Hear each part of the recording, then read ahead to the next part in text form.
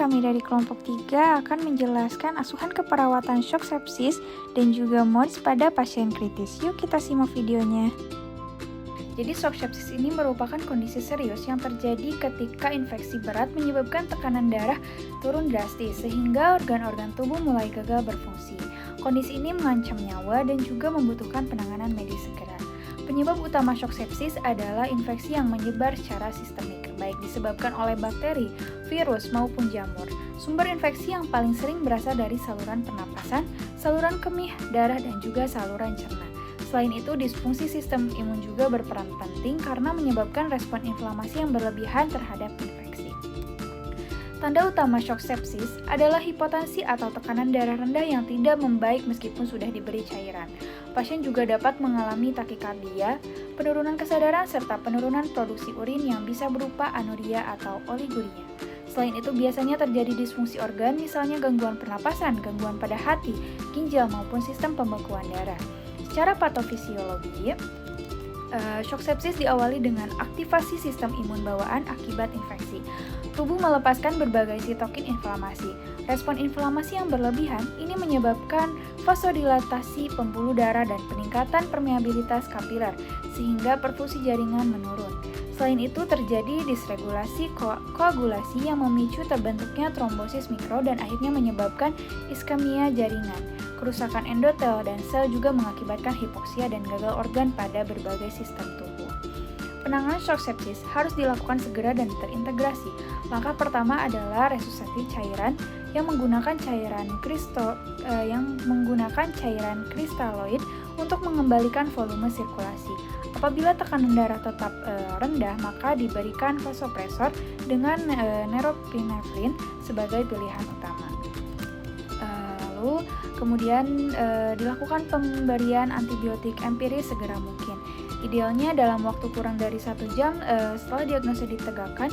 Selain itu, jika perlu dilakukan pengendalian sumber infeksi, misalnya dengan drainase abses, debrimen luka, atau tindakan pembedahan jika diperlukan. Dukungan terhadap organ juga penting, seperti ventilasi mekanik untuk gangguan nafas atau dialisis pada pasien dengan gagal ginjal. Secara farmakologis, ada 3 kelompok terapi utama. Yang pertama yaitu antibiotik spektrum luas, seperti vancomycin, ampicillin, dan lain sebagainya. Pemberian disesuaikan kemudian berdasarkan hasil kultur mikrobiologi. Yang kedua yaitu ada vasopresor dengan norepinefrin sebagai lini pertama pada dosis 0,03 sampai 3 msg per kg per menit.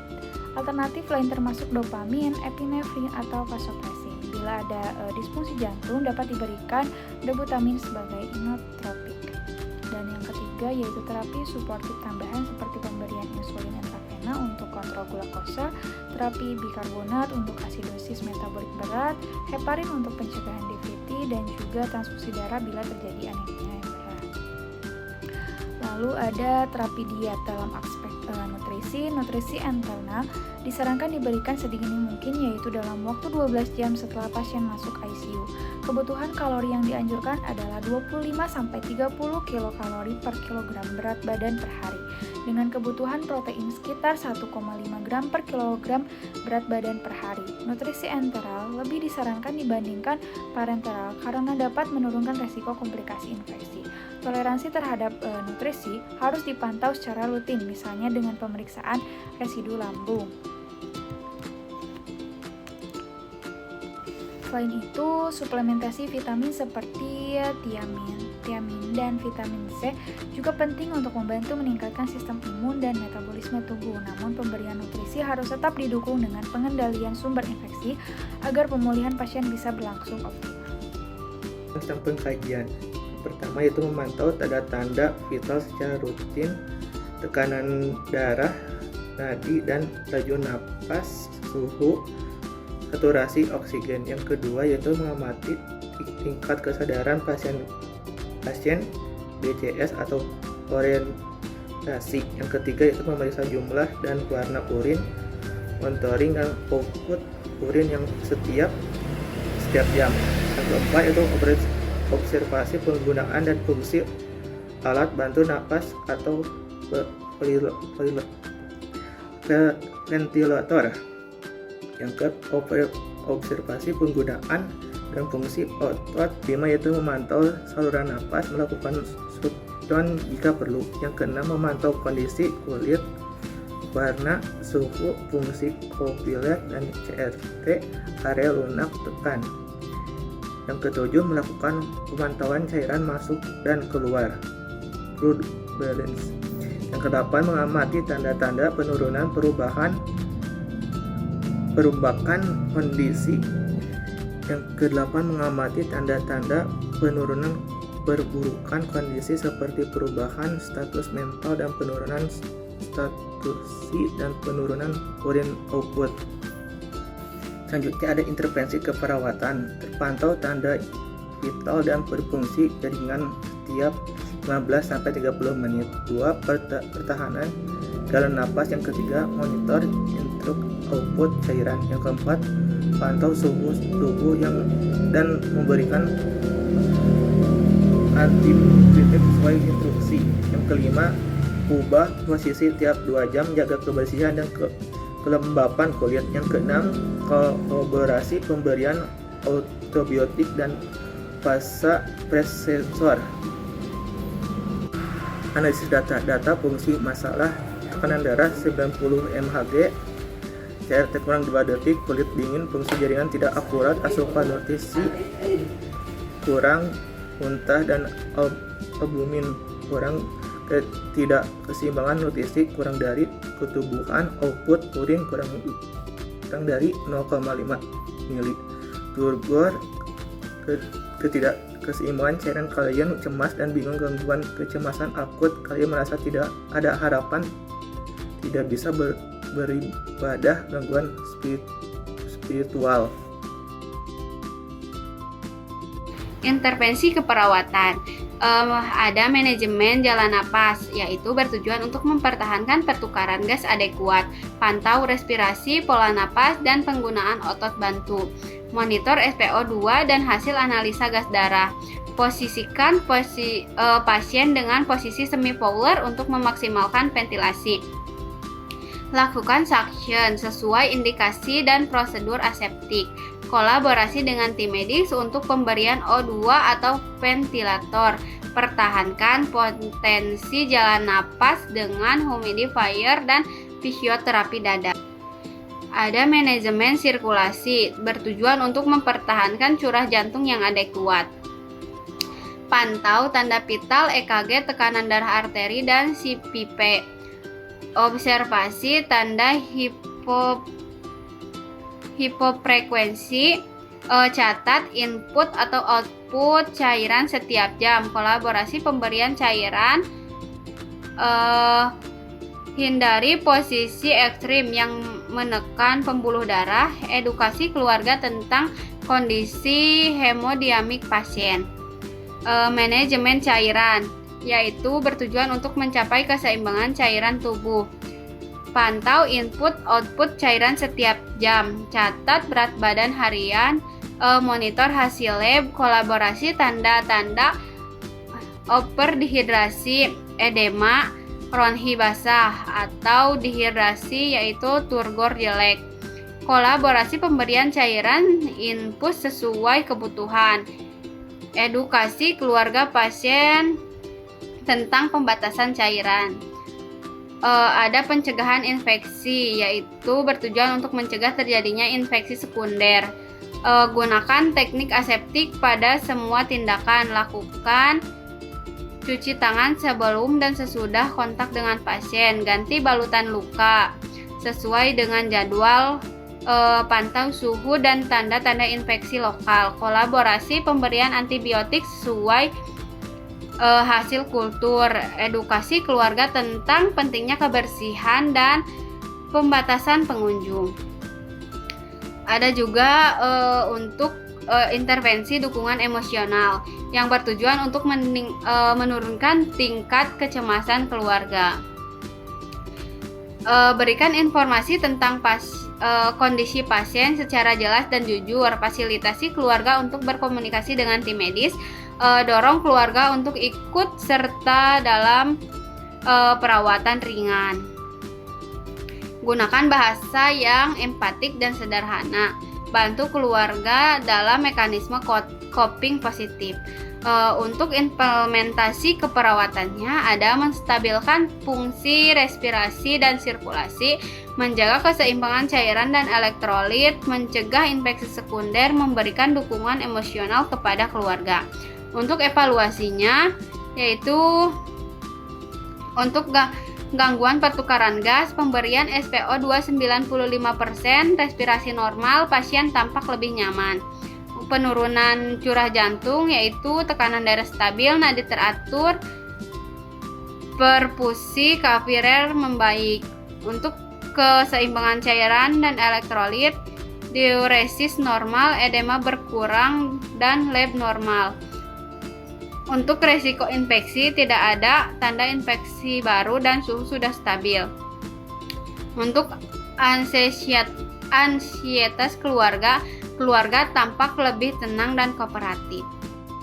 Baik, lalu di sini ada definisi dari MODS atau biasa kita sebut sebagai Multiple Organ Dysfunction Syndrome, di mana MODS ini adalah suatu kondisi klinis di mana terjadi gangguan fungsi dua atau lebih organ yang mengancam jiwa akibat respon inflamasi sistemik terhadap suatu penyebab berat, misalnya sepsis, trauma, luka bakar, maupun shock. Nah, akibatnya organ-organ vital seperti paru-paru, ginjal, jantung, hati, serta sistem saraf tidak dapat mempertahankan fungsi normalnya tanpa intervensi medis. Baik, lalu di sini ada etiologi dari MOD itu sendiri. Yang pertama dimulai dengan sepsis, lalu ada shock hipovolemik, septik, kardiogenik atau anafilaktik, lalu ada trauma berat atau luka bakar, lalu ada pankreatitis akut, lalu setelah itu transfusi masi, lalu cedera jaringan luas, reperfusi setelah iskemi, lalu diakhiri dengan infeksi berat seperti bakteri, virus maupun jamur. Lalu di sini ada tanda dan gejala dari MOD itu sendiri. Yang pertama adalah tekanan darah rendah atau hipotensi, lalu ada peningkatan permeabilitas pembuluh darah, lalu penurunan produksi urin atau oliguria, lalu ada bicara atau kesadaran yang menurun, lalu ada gangguan fungsi hati seperti mata kekuningan dan urin yang gelap, lalu ada gangguan fungsi ginjal, lalu ada gangguan pada sistem saraf pusat seperti merasa pusing maupun mengalami kebingungan, lalu ada gangguan pembekuan darah seperti mudah berdarah atau mudah memar. Lalu di sini ada patofisiologi dari MODS sendiri. Yang pertama ada pencetus, misalkan sepsis atau trauma yang memicu aktivitas sistem imun dan inflamasi sistemik. Lalu yang kedua ada terjadi pelepasan sitosin proinflamasi seperti TNF-A, IL-1 dan IL-6 yang menyebabkan kerusakan endotel pembuluh darah. Lalu yang ketiga ada peningkatan permeabilitas kapiler, kebocoran cairan ke jaringan hipoperfusi organ. Lalu yang keempat ada gangguan mikrosirkulasi dan oksigenasi, sel disfungsi mitokondria di mana sel tidak dapat menghasilkan energi. Lalu yang kelima ada akibatnya organ mulai gagal berfungsi satu persatu, misalkan paru-paru, lalu ada gagal ginjal, lalu ada hati peningkatan bilirubin, ada jantung hipotensi, penurunan curah jantung, dan juga ada otak atau penurunan kesadaran.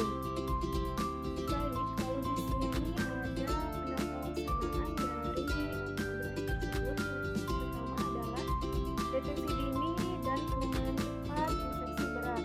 Lalu ada kontrol sumber infeksi, misalkan Gallinaceae abscess atau debridement luka.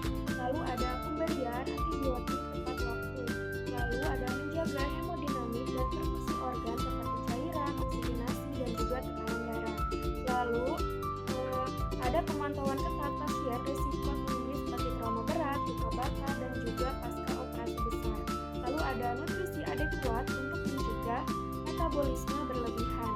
Lalu ada pencegahan komplikasi ICU seperti pneumonia, infeksi kateter, dan juga decubitus. Baik, di sini ada asuhan keperawatan pada pasien kritis dengan MOD.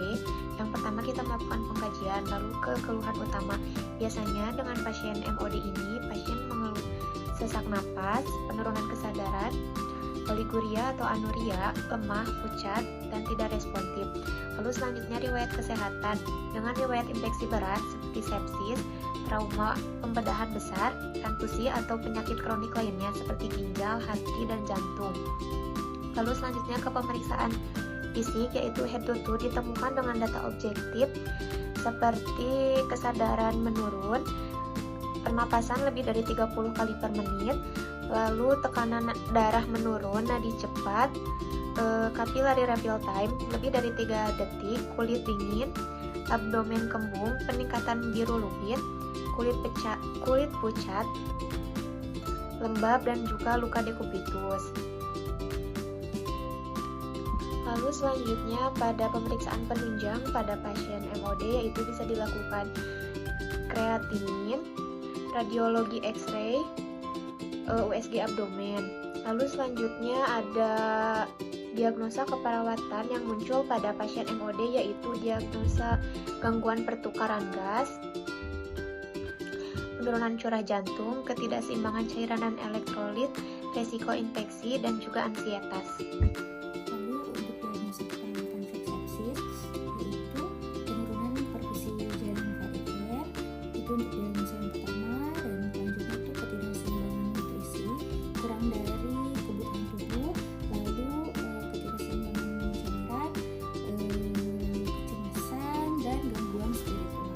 Nah, untuk implementasi dari shock sepsis ini, yaitu yang pertama, laksanakan seluruh rencana tindakan keperawatan sesuai dengan intervensi dengan melakukan pendokumentasian tiap tindakan dan respon pasien. Lalu lakukan kolaborasi aktif dengan tim medis, ahli gizi, dan rohaniawan.